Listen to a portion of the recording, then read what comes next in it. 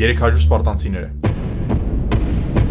10 փաստ 300 սպարտանցիները ֆիլմի մասին, որ քչերը գիտեն։ Առաջին, ֆիլմում գրեթե ամեն ինչ նկարահանվել է կանաչ ֆոնի վրա։ Ֆիլմի շուրջ 90%-ը նկարահանվել է green screen-ի վրա։ Լեռներ, երկինք, դաշտեր, գրեթե ամեն ինչ CGI է բացի հողից եւ դերասաններից։ Երկրորդ, դերասանները անցել են ռազմական մակարդակի մարզում։ Ջերարդ Բատլերը եւ մնացած դերասանները ամիսներ շարունակ մարզվել են, որպեսզի ունենան իրական սպարտանցու մարմին եւ նույնիսկ հատուկ ճամբար են ստեղծել դրա համար։ Ծրագիրը ներառում էր ծանր քաշեր, մարտական շարժումներ եւ ծայրահեղ խիստ դիետա։ Երրորդ, ռեժիսոր Զակ Սնայդերը նրանց մարմինները փորձել է հասցնել անթերի վիճակի։ Նկարահանման ժամանակ օգտագործվել է հատուկ լուսավորություն, յուղեր, որին գումարվել է color grading-ը, որպեսզի մարմինները առեղծվածային տեսք ստանան։ Չորրորդ, մարտերի մեծ մասը slow motion էր, բայց իրական հարվածներով։ Դերասանները իրականում հարվածում էին, հետո դա դանդաղեցվում էր, որպեսզի իրական լինի։ Հինգերորդ, Լեոնիդասի հայտնի DC Սպարտա տեսարանը իմպրովիզացիա էր։ This is Sparta!